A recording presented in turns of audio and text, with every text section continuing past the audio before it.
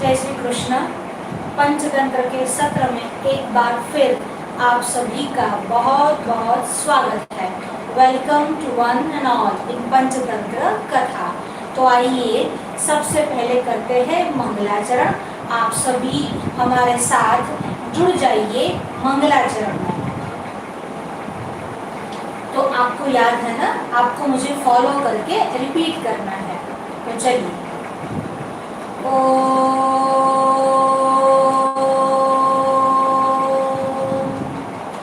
नारायणं पद्मभवं वसिष्ठं नारायणं पद्मभवं वसिष्ठं शक्तिं च तत्पुत्रपराशरं च व्यासं शुकं गौडपदं महन्तं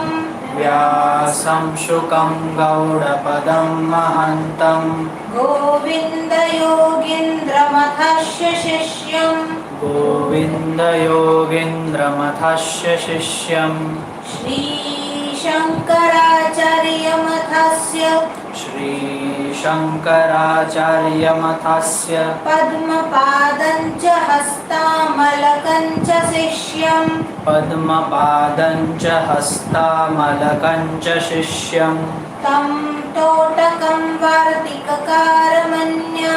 तं तोटकं वार्तिककारमन्यान् अस्मद्गुरुं सन्ततमानतोऽस्मि शङ्करं शङ्कराचार्यं केशवं बादरायणं सूत्रभाष्यकृतौ वन्दे भगवन्तौ पुनः गुरुर्ब्रह्मा गुरुर्विष्णु गुरुर्देवो महेश्वर गुरुः साक्षात् परब्रह्म तस्मै श्री गुरवे नमः।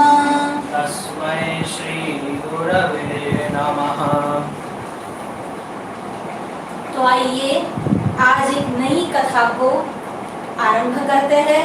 देखिए, हमारे साथ बेंगलोर से हमारी सबसे छोटी श्रोता चिन्मयी जुड़ चुकी है। स्वागत है। हमारे साथ डॉली राठौड़ है, उनका भी स्वागत है। मंजू दवे के साथ कौटिल्य दवे, साक्षी दवे, प्राची दवे, अवनी दवे, जाह्नवी दवे, रवि दवे, भागवत दवे और मंत्र दवे जुड़ चुके हैं, उनका भी स्वागत करते हैं। हमारे साथ आर्यन पाठक जुड़ चुके हैं, उनका भी हम स्वागत करते हैं। राजी दवे हमारे साथ पाटन से जुड़ चुके हैं, उनका भी स्वागत करते हैं। मिहिर दवे हमारे साथ जुड़ चुके हैं, उनका भी स्वागत है। हिमांशु जी पंड्या हमारे साथ जुड़ चुके हैं, उनका भी स्वागत है। शांभवी ओझा, वेदांतिनी ओझा जोधपुर से हमारे साथ जुड़ चुके हैं, उनका भी हम स्वागत करते हैं। तो आज 2 दिन के बाद हम वापस आपके सामने आए हैं एक नई कथा को लेकर, और ये नई कथा है भाग्यम फलति सर्वत्र। भाग्य हर जगह पर भाग्य ही फल देता है। अगर भाग्य में नहीं तो फल नहीं मिलता है। इसका कदापि यह नहीं समझना है कि उद्यम नहीं करना है, परिश्रम नहीं करना है। परिश्रम और उद्यम तो करना ही है, पर भाग्य ही फल देने वाला है। परिश्रम करने के बाद भी अगर फल न मिले तो उसका कारण भाग्य में नहीं लिखा होता है, वही होता है। तो आइए चलिए एक नई कथा का आरंभ करते हैं। तो एक गांव था, उस गांव में एक कौलिक को इंग्लिश में कहते हैं वीवर, जो कपड़े बुनता है। गुजराती में उसको कहते हैं वणकर और संस्कृत में कहते हैं कौलिक, इंग्लिश में उसको कहते हैं वीवर। तो एक कपड़े बुनने वाला था जो बहुत सुंदर कपड़ा बुनता था, अच्छे अच्छे रेशमी कपड़ों को बुनता था। अगर आप कभी वाराणसी गए हो तो आपको पता होना चाहिए कि वहां पर बनारसी कपड़े, वाराणसी का जो नया नाम है वह बनारस है, तो वहां पर बनारसी कपड़े बहुत अच्छे बनते हैं। वो लोग जो कारीगर होते हैं वो हाथों से वह कपड़े बनाते हैं। तो ये भी एक कौलिक था, वीवर था, जो रेशमी कपड़े बनाता था और इतने सुंदर कपड़े बनाता था कि सभी को देखते ही वह पसंद आ जाते थे। इसीलिए जब राजा को पता चला कि बहुत सुंदर कपड़े बनाता है तो उसने अपने सारे कपड़े उस कौलिक से बनवाए।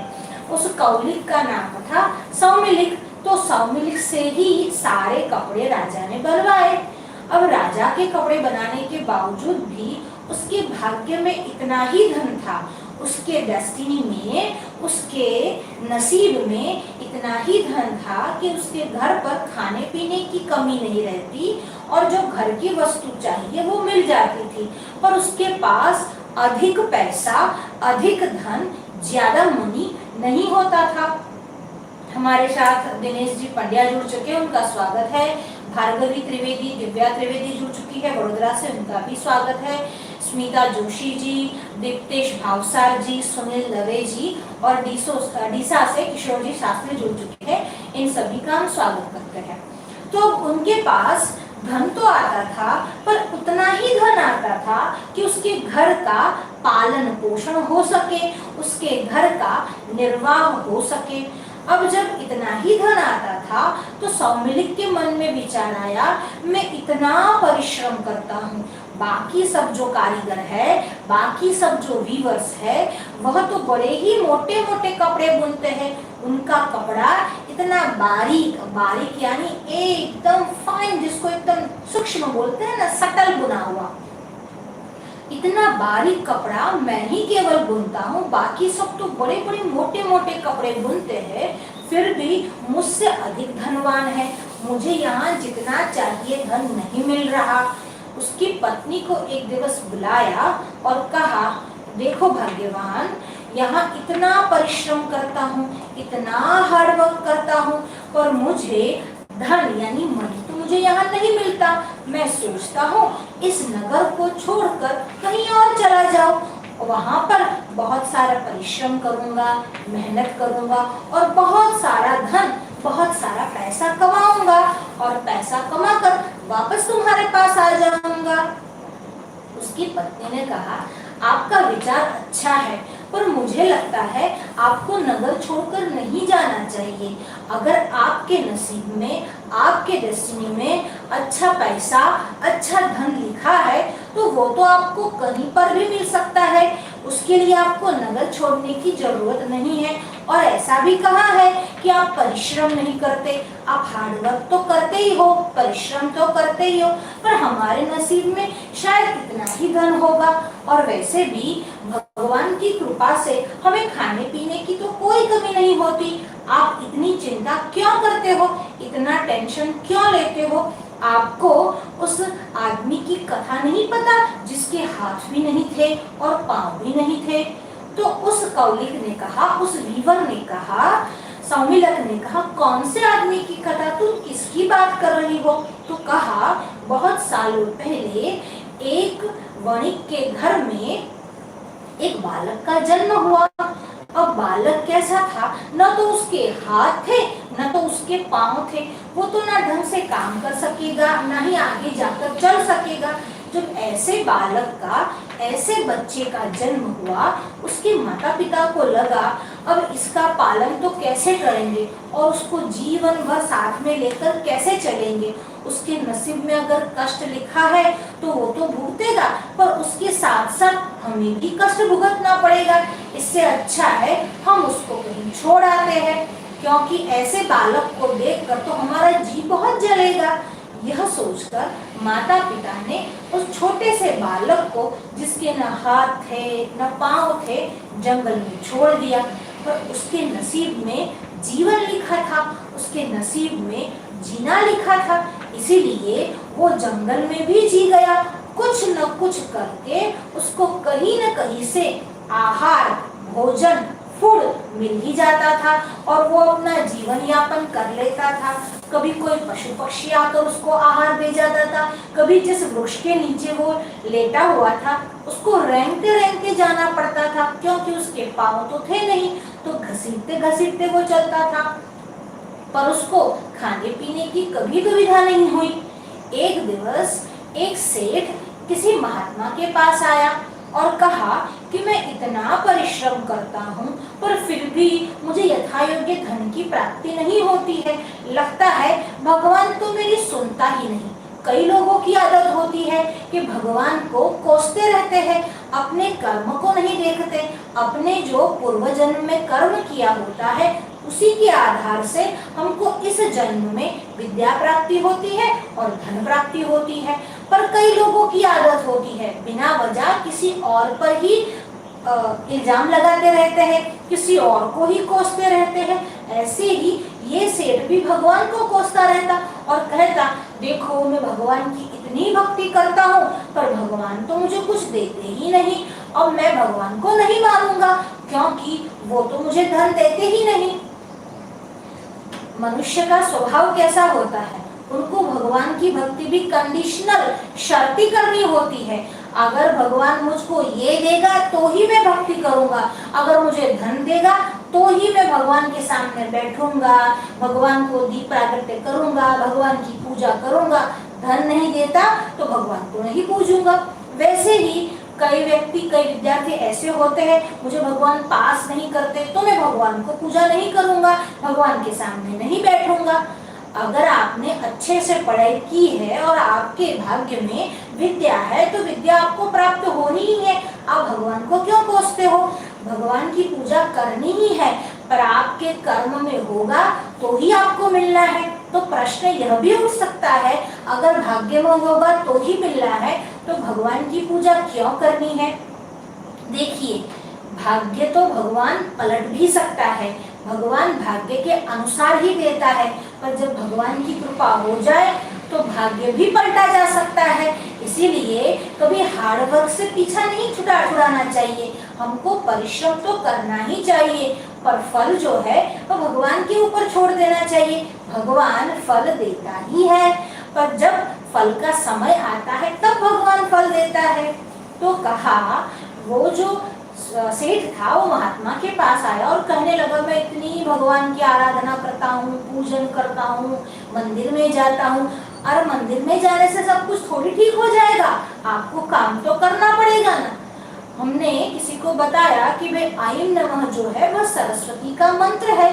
अरे जब आपको याद नहीं रहता तब आपको भगवान वेदव्यास का स्मरण करके ये श्लोक बोलना चाहिए कि वाराणस्यां पूर्वभागे व्यासो नारायण स्वयं तस्य स्मरण मात्रेण अज्ञानी ज्ञानवान भवेत्। अब ये श्लोक बोलने को कहा और 6 महीने बाद विद्यार्थी वापस आया और बोलने लगा, हमें तो इस बार वापस फेल हो गया। तो कहा, क्यों?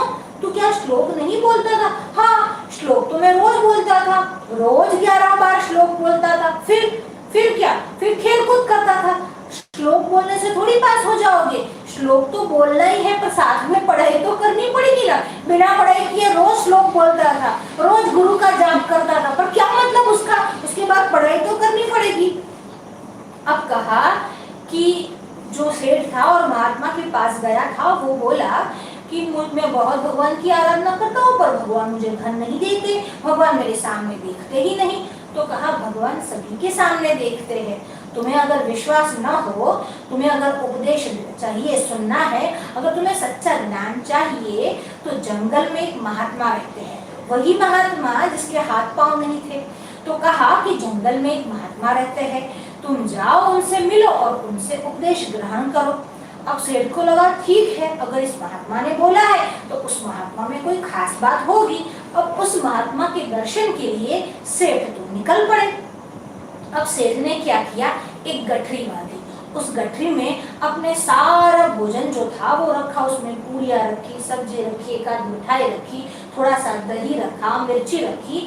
अब पूरे अच्छे से गठरी बांध कर उसको साथ में लेकर, अब जो जंगल था वो नदी के किनारे सामने की ओर था, तो नदी पार करके सेठ जी को वहां जाना था।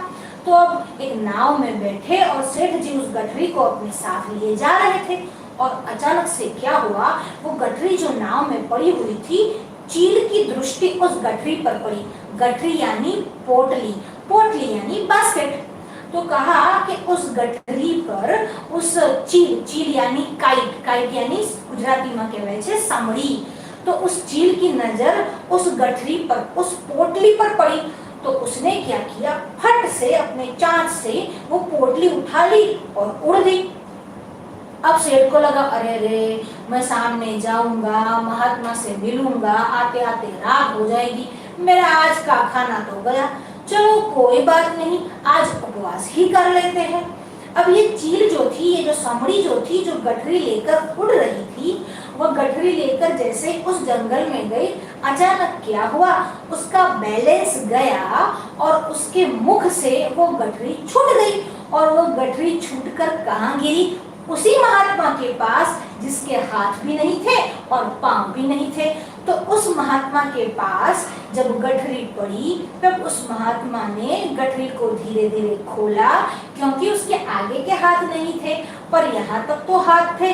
गठरी को धीरे धीरे खोला और जैसे जानवर के साथ सीधा मुंह डालकर खाते हैं, क्योंकि उसको तो वैसे ही खाना था, वो ऐसा करके खाने लगा।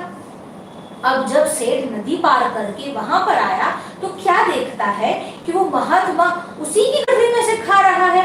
तो सेठ जी को आश्चर्य हुआ, अरे रे महात्मा जी, अरे रे महाराज जी, ये क्या हुआ, ये तो मेरी गठरी है और एक चील लेकर उड़ चली थी, तो आपके पास कैसे आई। तो महात्मा ने कहा कि मेरे भाग्य में आज ये खाना लिखा था, इसीलिए उस चील के मुख से, उस चील की चोंच से, उस काइट की बीक से ये जो गठरी थी वो नीचे गिर गई और यहाँ पर आकर पड़ी और मुझे खाना मिल गया, क्योंकि मुझे परमेश्वर पर, मुझे ईश्वर पर अटूट श्रद्धा है, अटल विश्वास है कि परमेश्वर मुझे कभी भी भूखा नहीं रखेगा। जब भी मुझे खाना मिलता है मैं खा लेता हूँ, और जब खाना नहीं मिलता तब भी, और खाना मिलता है तब भी निरंतर भगवान का चिंतन करता रहता हूँ, क्योंकि मुझे भगवान में बहुत विश्वास है और भगवान भी उस विश्वास को पूरा करते हैं। देखो आज तुम्हें खाना नसीब नहीं हुआ, पर तुम्हारा खाना मेरे नसीब में लिखा था और ये गठरी आकर मेरे पास गिर गई। सेठ को लगा बिल्कुल सही बात है, तो महात्मा अब मुझे आप उपदेश दीजिए। तो उस महात्मा ने कहा, अपने भाग्य में जो होता है वो हमको मिलना ही होता है। मेरे तो हाथ पांव नहीं, फिर भी मैं परमेश्वर पर विश्वास करता हूँ, परमेश्वर का नाम लेकर निरंतर भगवत स्मरण करता हूँ, तो भगवान मुझे खाना देते ही है। तुम्हारे तो हाथ पांव भी है, तुम काम करो, मेहनत करो, परिश्रम करो और भगवान पर श्रद्धा रखो, तुम्हें अवश्य जो है फल की प्राप्ति होगी ही। अब हम वापस उस पंचतंत्र की कथा में चलते हैं, जहाँ पर सौमिलिक की पत्नी उस अपने पति को ये कथा सुना रही होती है। कहा, स्वामी पतिदेव आप ऐसा मत सोचिए, अगर हमारे भाग्य में धन होगा तो हमको अवश्य मिलेगा, आपकी चिंता करने से धन नहीं प्राप्त होगा और आप यहाँ मेहनत तो कर ही रहे हो। पर उसके पति ने बहुत आर्ग्यूमेंट की, बहुत दलील की, अरे नहीं नहीं, बाहर जाऊंगा, देखो मैं बाहर जाऊंगा, विदेश जाऊंगा तो बहुत धन कमाऊंगा ही। आजकल भी बच्चों के मन में ये बात बैठ गई है कि यहाँ पर पढ़ाई लिखाई होती ही नहीं है, पढ़ाई लिखाई और अच्छे से अगर स्टडी करना हो तो अब्रोड में ही जाना है। जैसे यहाँ पर सारे के सारे अनपढ़ है, अभी जब अब्रोड चले गए और ये कोरोना का समय आया तो सब छटपटा रहे हैं वापस अपने देश में आने के लिए। इसीलिए अपने देश के लिए, अपनी मातृभूमि के लिए हमारे मन में श्रद्धा, विश्वास और आदर होना चाहिए। तो कहा कि मैं तो जाऊंगा, क्योंकि उद्यम से ही सिद्धि मिलती है, उद्यमेन हि सिद्ध्यन्ति कार्याणि न मनोरथै न हि सुप्तस्य सिंहस्य प्रविशन्ति मुखे मृगाः। क्योंकि उद्यमेन हि सिद्ध्यन्ति, उद्यम से ही सिद्धि प्राप्त होती है, अचीवमेंट प्राप्त होती है, अचीवमेंट होता है। बिना उद्यम के, बिना हार्डवर्क के कुछ नहीं मिलता। उद्यमेन हि सिद्ध्यन्ति कार्याणि न मनोरथैः, कार्याणि कार्य करने से हमें अचीवमेंट मिलता है, कार्य करने से हमको फ्रूट मिलता है, फल मिलता है। बिना कार्य के तो कुछ नहीं मिलता। कार्याणि न मनोरथ है ही, अगर मन में इच्छा कर ली, हमारे बहुत सारे परसेंटेज आ जाएंगे, बहुत सारा धन आ जाएगा, बड़ी बड़ी गाड़ियां आ जाएगी, तो केवल मन में विचार करने से कुछ नहीं होता है, उसके लिए हार्ड वर्क करना पड़ता है। तो कहते हैं कार्याणि न मनोरथ है ही, कार्य करने से, एक्शन करने से, अच्छे अच्छे डीड करने से, अच्छे अच्छे कर्म करने से फल मिलता है। केवल इच्छा करने से फल थोड़ी प्राप्त हो जाता है। हाँ, पर कार्य करने के बाद भी फल नहीं मिले तो उसके लिए कौन उत्तरदायी होता है, कौन रिस्पॉन्सिबल होता है? तो कहते हैं भाग्य। अगर भाग्य में होता है तो ही मिलता है, नहीं तो कार्य करने पर भी नहीं मिलता। इसीलिए कर्म मनुष्य को करना चाहिए, पर फल पूरा ही ईश्वर पर सौंप देना चाहिए। ईश्वर की इच्छा होगी तो फल अवश्य मिलेगा, और कर्म का फल मिलता ही है। इस जन्म में नहीं तो अगले जन्म में मिलेगा, पर हिम्मत नहीं हारनी है, परिश्रम जरूर करना है। तो कहते हैं कि उद्यम से ही फल मिलता है, उद्यम से ही अचीवमेंट होता है, मनोरथ से नहीं। केवल डिजायर से कुछ नहीं होता। विश तो हम बहुत कुछ कर लेते हैं, पर ये थोड़ी फेरी टेल है कि विश किया और फेरी आएगी और आपका विश पूरा कर देगी। ऐसा सच में कुछ नहीं होता, वास्तविकता में ऐसा नहीं होता। रियलिटी में कोई फेरी नहीं आती। रियलिटी में तो हमको अपना ही कर्म करना है, फिर भाग्य में होगा तो जरूर फल मिलेगा। तो कहा नहीं सुप्तस्य सिंहस्य प्रविशन्ति मुखे मृगाः, सोए हुए सिंह के मुख में मृग जो है वो प्रवेश नहीं करता।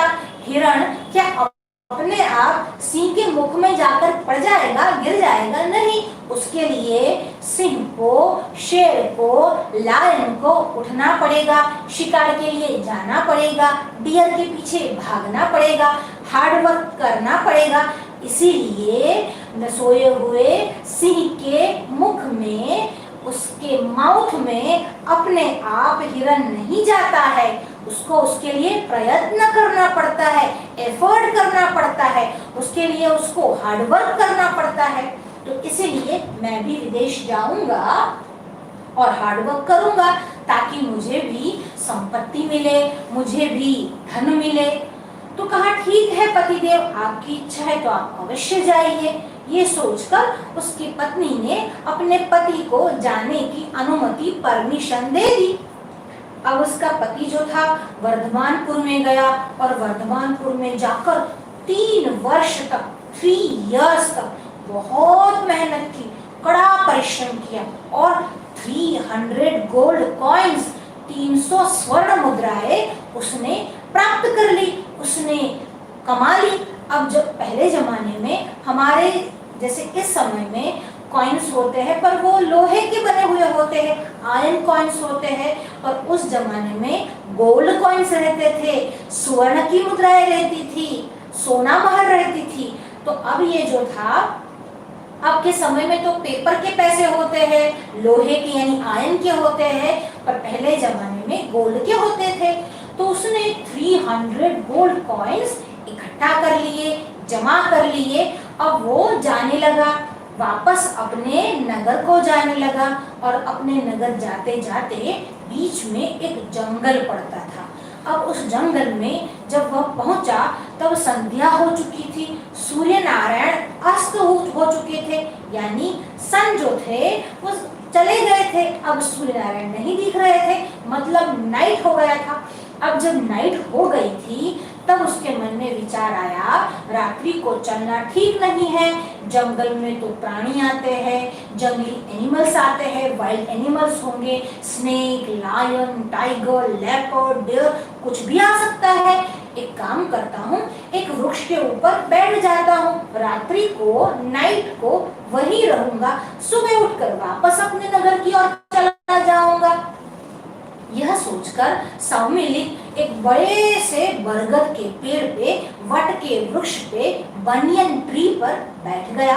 अब जब वह बैठ गया और रात्रि हो चुकी थी, उसको नींद आ रही थी, then he got a sleep. जब वह सो गया और सोते हुए उसने एक स्वप्न देखा। स्वप्न में क्या देखता है, दो बड़े बड़े आकार के पुरुष जो बहुत अच्छे से देवता जैसे वस्त्र पहने हुए हैं, देवता जैसे अटायर में थे, देवता जैसे गारमेंट्स पहने हुए थे।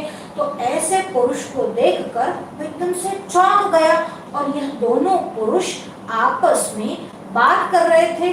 दे लुक लाइक गॉड्स और they were talking to each other. वो क्या बात कर रहे थे, तो कह रहे थे कि देखो ये जो है इतना परिश्रम करके 300 गोल्ड कॉइन्स लेकर आया है, पर इसके भाग्य में तो गोल्ड कॉइन्स है ही नहीं। इसके भाग्य में तो इतना ही धन है कि वो आराम से खा सकता है और घर का निर्वाह हो सकता है, ये धनी तो कभी नहीं बनेगा। तो कर्ता देखिए उसमें से एक पुरुष का नाम था कर्ता यानी जो परिश्रम है, और दूसरे का नाम था कर्म। अब यह कर्ता जो है वह कर्म को कह रहा है, अरे भाई जब उसने परिश्रम किया है तो मेरा तो काम यही बनता है कि मैंने उसको बहुत सारा गोल्ड कॉइन्स कमा दिया, जमा करवा दिया उसके पास। अब तुम उसके कर्म हो, तुम उसके भाग्य हो, अब तुम ही तय करो कि उसके पास गोल्ड कॉइन रखने हैं कि नहीं रखने हैं। इन दोनों में ऐसा कन्वर्सेशन हो रहा था। They talk to each other. When they were talking to each other suddenly he opened his eyes and checked his guttery। उसने अपनी पोटली खोल के देखा, he checked his bag। तो उस बैग में कोई गोल्ड कॉइन थे ही नहीं। 300 गोल्ड कॉइन, 300 गोल्ड कॉइन्स एकदम से गायब हो गए। अब बेचारा बहुत टेंशन में आ गया। He was crying like anything। अब मैं क्या करूँ, अब मैं क्या करूँ, how will I go back। अब मैं घर पे जाऊंगा, what I will talk to my wife, उसको क्या कहूँगा, the friends will laugh at me। Friends जो है वो मेरी मजाक करेंगे, अब मैं क्या करूँ, मैं क्या करूँ। ऐसा जब वो सोच रहा था उसके मन में विचार आया, मुझे हिम्मत नहीं हारनी है, मैं वापस जाऊंगा, वापस कमाऊंगा, कमा कर वापस आऊंगा, पर मैं घर पर तो अपना धन पैसा मनी लेकर ही जाऊंगा। वापस वर्धमानपुर गया। वापस उसने बहुत परिश्रम किया, बहुत हार्डवर्क किया।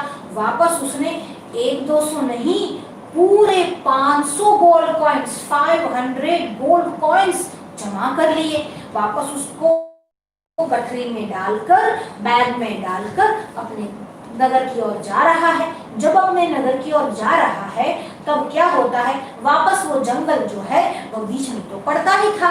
अब जब जंगल बीच में पड़ता था तो जंगल में वापस रात्रि का समय आया, पर इस बार उसने सोचा कि मैं रात्रि को भी पेड़ पर नहीं रुकूंगा, मैं नहीं ठहरूंगा, मैं चलता ही रहूंगा।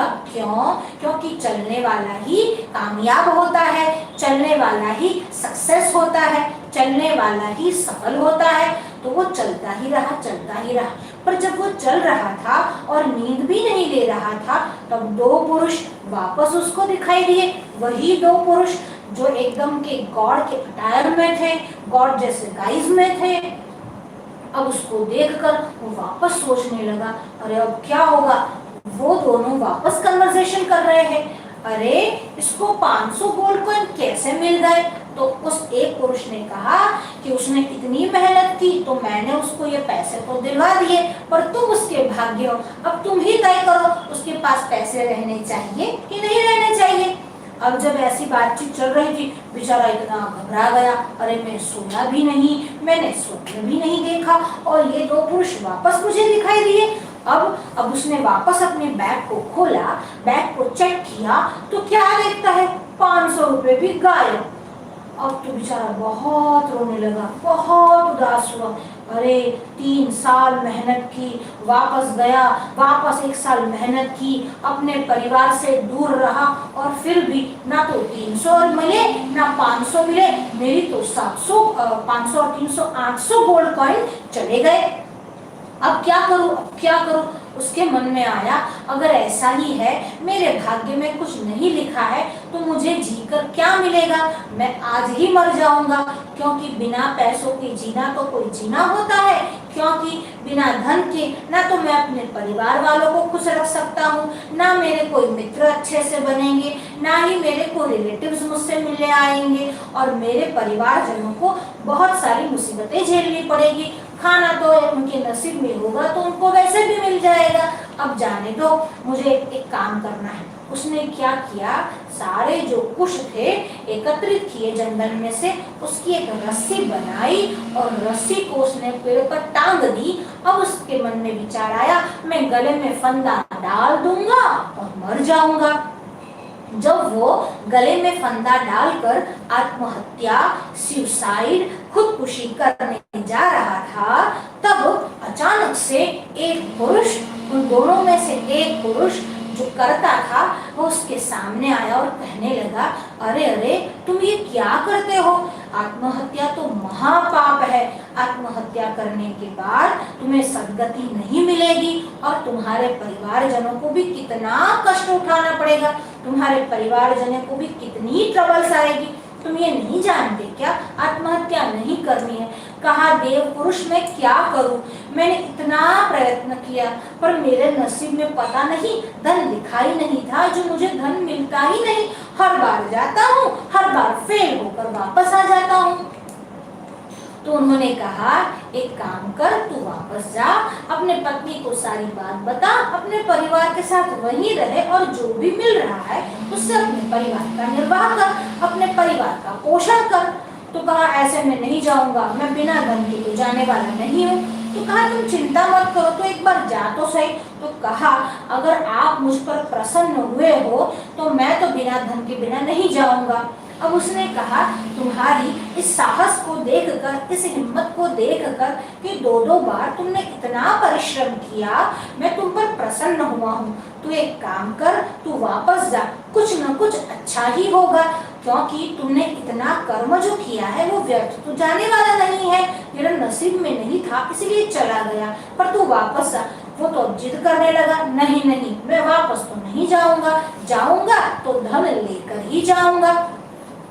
अब उस देव पुरुष ने कहा, ठीक है, उस एंजल ने कहा, ठीक है, एक काम करो, तुम यहाँ से वापस वर्धमानपुर जाओ और वहां पर एक वणिक यानी एक बनिया है, एक सेठ है, उसके दो पुत्र हैं, एक का नाम है गुप्त धन और दूसरे का नाम है उपभुक्त धन। एक है गुप्त धन और दूसरा है उपभुक्त धन। गुप्त यानी छिपा हुआ और उपभुक्त यानी भोगा हुआ, मतलब जिस धन को हमने एंजॉय कर लिया है, जिस धन को हमने अपनी वस्तुएं खरीद ली है, मतलब जिसका हमने उपयोग कर लिया है, उसको कहते हैं उपभुक्त। और जो गुप्त है यानी जिसका हमने खर्च नहीं किया, जो संभाल के कहीं रख छोड़ा है, उसको कहते हैं गुप्त धन। तो कहा, वर्धमानपुर में वापस जाओ, वहां पर दो बनिए के पुत्र है, एक का नाम है गुप्त धन, दूसरे का नाम है उपभुक्त धन, और वहां उनके साथ थोड़े दिवस रहो और फिर उनसे तुम्हें कोई शिक्षा प्राप्त होगी या धन भी मिलेगा। तुम वहां पर जाओ और तुम जब वापस आओगे तुम्हारे पास अवश्य कुछ न कुछ धन होगा। अब सौमिलिक तो बहुत खुश हो गया, बहुत प्रसन्न हो गया, उसको बहुत खुशी हुई। अब वो वहां से वापस गया वर्धमानपुर और उस गुप्त धन और उपभुक्त धन के घर वह गया। अब आगे क्या होता है हम आपको नेक्स्ट सत्र में, नेक्स्ट सेशन में बताएंगे। हमारा समय यहाँ पर खत्म हुआ, यहीं पर हम अपने सत्र को विराम देंगे। हमारे साथ जुड़े हुए थे कमलेश शास्त्री जी, उनका भी स्वागत है, अंजना काक जी, उनका भी स्वागत है, विमल सोनी, मनीषा सोनी, उनका भी स्वागत, धन्यवाद है। ओम प्रकाश व्यास का हम धन्यवाद करते हैं। अल्पा जोशी, ध्रुव जोशी हमारे साथ जुड़े हुए हैं, उनका भी धन्यवाद करते हैं। पंडित उद्देश शास्त्री जी हमारे साथ जुड़े हुए थे, उनका भी हम धन्यवाद करते हैं। हमारे साथ धारा सोनी भी जुड़ी हुई है, उनका भी हम धन्यवाद करते हैं। और जुड़े हुए हैं हमारे साथ कुशाग्र ओझा जोधपुर से, उनका भी धन्यवाद करते हैं। और साथ में उनके मुग्धा ओझा जी जुड़ी हुई है, उनका भी धन्यवाद करते हैं। और साथ में और भी लोग हैं, प्रीति ओझा जुड़ी हुई है, उनका भी धन्यवाद करते हैं। और भी बहुत सारे हमारे मित्र हैं। अगर आपके मन में इस कथा को लेकर या अन्य किसी विषय में प्रश्न हो तो कमेंट बॉक्स में डाल सकते हैं। कोई प्रश्न है क्या? कोई जी और नहीं। लोग जुड़े हुए हैं? जी, आप हमारे साथ ऐसे ही जुड़े रहिए, हमारा उत्साह भी आप बढ़ाए रखिए। हमारे साथ अरविंद जी त्रिवेदी भी जुड़े हुए हैं, उनका भी हम धन्यवाद करते हैं। अगर आप चाहो तो कल हम युवा सत्र ले सकते हैं, नहीं तो फिर युवा सत्र वेडनेसडे को होगा। हम बालकों के सत्र में पंचतंत्र की कथाओं को लेकर आते हैं और युवा सत्र में कोई भी अनेक विषय है, जैसे हमारे पास धर्म के विषय में, संस्कृति के विषय में, इतिहास के विषय में, वही विषयों को युवा वर्ग को ध्यान में रखकर या फिर समसामयिक विषयों को ध्यान में रखकर चर्चा होती है।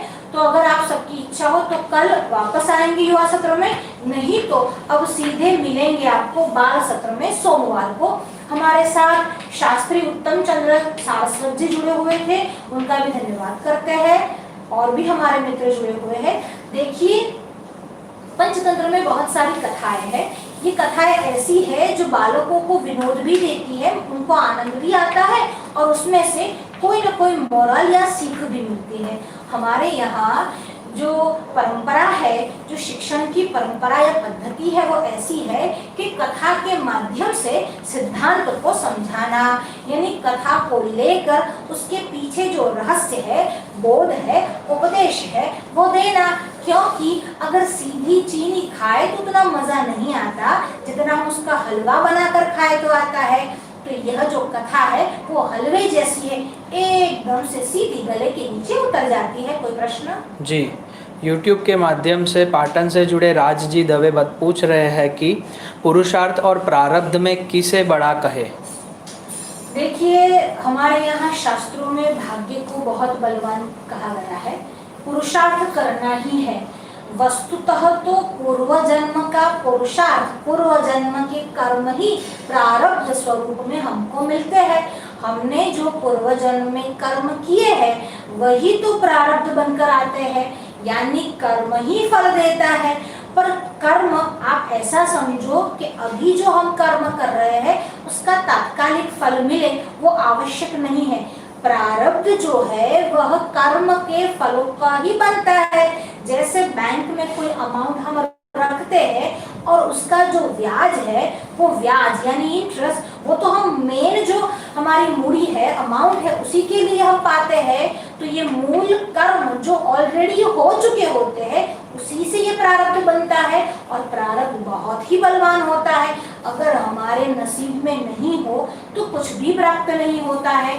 एक बार एक व्यक्ति ने ऐसा सोचा कि जब भाग्य की इतनी बढ़ाई चढ़ाई करके बात हो रही है तो मैं भाग्य के आधार पर ही घर पर बैठा रहूंगा, अगर मेरे नसीब में धन होगा तो मुझे अवश्य मिलेगा। ऐसा सोचकर वह आदमी घर पर बैठा रहा। 2-3 दिन तक वो उठकर उसने खाना तक नहीं बनाया। अब वो 2-3 दिन तक भूखा ऐसे ही पड़ा रहा। अब तीसरे दिन, पुराने जमाने में तो आप जानते हैं घर पर शौचालय होते नहीं थे, तो जंगल में गया शौच करने के लिए। अब जब वहां पर वो गया और उस एक झाड़ी के पास बैठा था, खड़े होने पर उसने वो झाड़ी का ऐसा आश्रय लिया। अब झाड़ी पुरानी थी तो टूट गई। जब वो वृक्ष टूट रहा था, उसके नीचे उसने पूरा घड़ा देखा जो सुवर्ण मुद्राओं से भरा हुआ था। अब तो वो कहीं कुछ करने गया ही नहीं, फिर भी उसको वो घड़ा प्राप्त हुआ।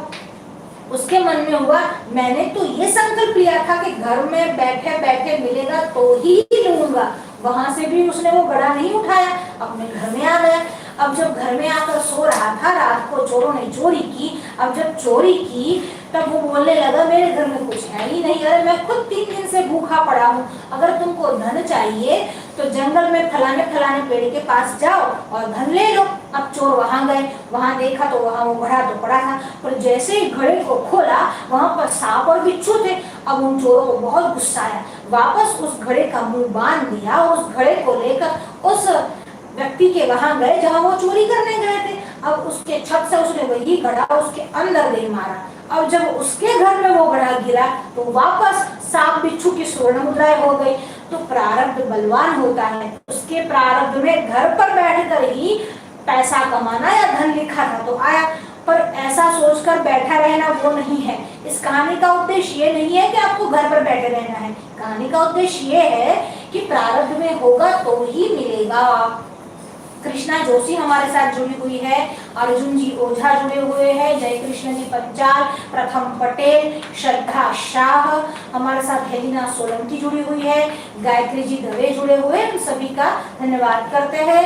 जयेंद्र पाठक, हिया पाठक, आदित्य पाठक जुड़े हुए हैं, उनका भी धन्यवाद करते हैं। प्रीति जी ओझा पूछ रही है, what was the name of Mahatma? Which Mahatma? Who is living in that jungle? I don't know his name. पर ऐसे ही एक जो भक्त पंढरपुर में हुए, उनको लोग कुर्मदेव कहते थे, क्योंकि उनके जो हाथ पांव जो थे वो नहीं थे और वह भगवान पंढरीनाथ की पूजा के लिए गए थे। I don't know the name of that Mahatma who is living in the jungle and who doesn't have the hands and legs. I know his name, जो पंढरपुर में थे और गए थे भगवान पंढरीनाथ के दर्शन के लिए। तो ये तो एक कथा है जिसके माध्यम से प्रारब्ध कितना बलवान है वो आपको समझाया गया है। ये कोई इतिहास नहीं है, कभी कभी दृष्टांत से भी सिद्धांत समझाया जाता है। जी, महेश व्यास हमारे साथ जुड़े हुए हैं, मैत्रेय शाह हमारे साथ जुड़े हुए हैं, सभी का स्वागत है। राज दवे, यदि कर्म से ही मिलता है तो ग्रहादि की पूजा का क्या फल है? बिल्कुल उसका फल है, ग्रहादि की पूजा आवश्यक है। जैसे अगर बाहर बारिश हो रही है और आप घर से बाहर निकलो तो आप छाता लेकर या रेनकोट पहनकर जाते हो। अब जब छाता लेकर निकलते हो तो बारिश क्या बंद हो जाती है, या रेनकोट पहनकर निकलते हो तो क्या बारिश बंद हो जाती है? बारिश बंद नहीं होती। कर्म में जो होना है, भाग्य में जो होना है वह होता ही है, पर पूजा, अभिषेक, ग्रह आदि का हवन यज्ञ आदि जो है वह छाते का काम करता है, रेनकोट का काम करता है, बारिश को बंद नहीं करता, पर बारिश में आपके सर को ढांकता है, आपको बचाता है। वैसे जो भाग्य में होना होता है वो होता ही है, पर उससे भी आप बाहर निकल आते हो, यह पूजा का महत्व है। हमारे साथ फेनी पटेल जी जुड़ी हुई है, उनका भी स्वागत धन्यवाद है। आगे विपिन दवे जी जुड़े हुए लाखनी से, शायद उनका भी हम धन्यवाद करते हैं। राजी दवे, युवा सत्र रखना चाहिए, नारी सत्र भी करना चाहिए। जी, आपका सुझाव बहुत ही विचारणीय है। अगर ऐसा होगा तो कल नारी सत्र करते हैं, युवा सत्र को छोड़कर कल नारी सत्र करते हैं। युवा सत्र वेडनेसडे को रखते हैं, ये भी कर सकते हैं, कल युवा सत्र भी ले सकते हैं। नारी सत्र के लिए हम थोड़ा विश्वास और बटोरना चाहते थे, क्योंकि आजकल की नारियों को कुछ बताओ तो उनको ये लगता है कि हमारे पर पाबंदियां आ गई है, हमारी स्वतंत्रता जो है वो हमसे छीन गई है। पर नारी होने के नाते अगर मैं कुछ बोलती हूँ तो थोड़ा बहुत वो कन्विंसिंग रहेगा उनके लिए। अदरवाइज उनको ऐसा लगता है कि जो हमारे शास्त्रों में था, जो हमारे लिए सुरक्षा के वचन बताए गए हैं, वो हमारी स्वतंत्रता में ऑब्स्टेकल करते हैं। सच में ऐसा नहीं है, वो हमारी स्वतंत्रता में ऑब्स्टेकल्स नहीं करते। उस समय में भी गार्गी थी, उस समय में भी अनसुया थी, सीता थी, सावित्री थी, वहां पर भी लोपामुद्रा थी, अपाला थी, घोषा थी, और वो लोग विदुषिया थी, वो लोग पतिव्रता स्त्रियां थी। पर इसका मतलब ये नहीं था कि वो स्वतंत्र थी, वो निर्लज्ज होकर जहां तहां घूमती थी। पर आज के लोगों के मन में ये बात भी आने लगी है, इसलिए थोड़ा समय चाह रहे थे कि वो थोड़ा हमारे साथ कोऑप करे। तो अगर सबकी इच्छा बनी हुई है तो कल ये सत्र भी रख सकते हैं, एक नारी सत्र के विषय में कल ये हो सकता है, अवश्य करेंगे। हमारे साथ आरबी दवे जुड़े हुए हैं, उनका स्वागत है। मीर दवे, विनय लाड़, प्रेमेधा लाड़, दक्षिणा लाड़, रुचिक लाड़, और हमारे साथ और भी बच्चे जुड़े हुए हैं। हमारे साथ आंजनेय व्यास, अमन्य व्यास अहमदाबाद से जुड़े हुए हैं। इन सभी का धन्यवाद करते हैं। ऐसे ही हमारे साथ बने रहिए, अपना प्यार हमारे साथ रखिए और हमारा उत्साहवर्धन कीजिए। बस आज के सत्र में आपसे यही हम विदा लेते हैं, विराम करते हैं। जय श्री कृष्ण।